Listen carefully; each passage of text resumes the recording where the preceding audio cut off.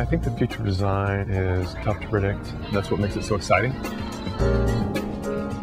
Good design is when parts all come together and make sense. I can understand them functionally, why they're there.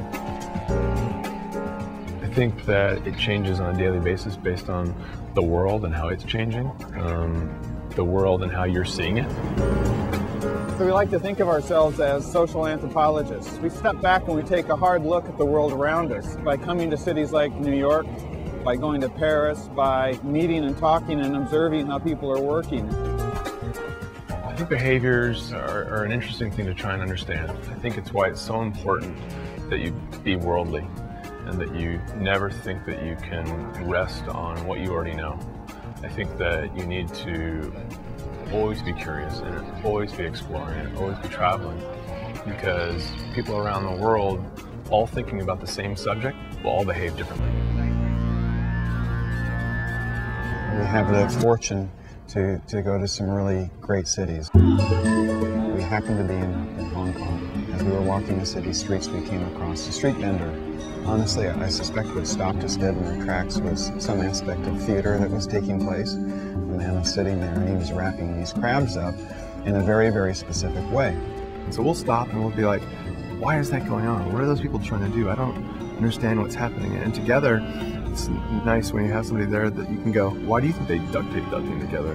Why do you think they're, tying the crab's legs down? We sit there and watch it and we could do something like that in our products. What if we had a little latch that allowed those things to be connected? Or what if we, gave people a way to tie people up in their office and keep them managed where they couldn't get out? When I was in this conference, I was inspired by this Professor Full, who was doing research on animal movement. He brought a robotic dog out that wasn't like a robot I've ever seen before. It came out and it hopped out like a puppy. It looked real. So it was inspired to make a chair that wasn't mechanical also. That instead, it just moved and flexed naturally. That's the kind of life, that's the kind of naturalness that all the objects that we interact with ought to be. I don't think that design is really ever about my personal point of view or any single individual in our design studio. It always has to be about a studied perspective of the world around us.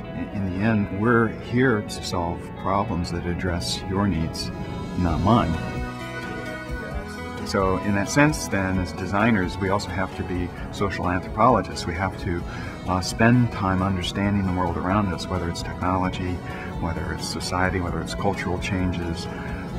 But we have to really kind of have a broad perspective, our antenna out at all times, so that we can adequately serve your needs. Through observational work, when we go out and we watch people, you'll see somebody doing a workaround. And you'll see somebody either duct taping something together, or putting a blanket over something, or you try and watch for a while and understand why they're doing that. And then you can even go up to them and say, why did you drape that blanket over that screen? And then you go, oh, okay, well, now I can build that in as a feature. I can, through my observation, start to say, oh, here's a problem. Here's something that somebody was trying to solve, and here's a way that we can actually integrate that smarts. So I think that's what compels us as designers to come in every single day, because something new is going to come up, something exciting that may shift kind of the patterns of what could be in the future. And, so we love exploring those things every single day. Ultimately, as designers, we have to land on something, and we do, but we do that through practice and study. But in terms of the things that are out in the future, who knows? And that's what's exciting about design.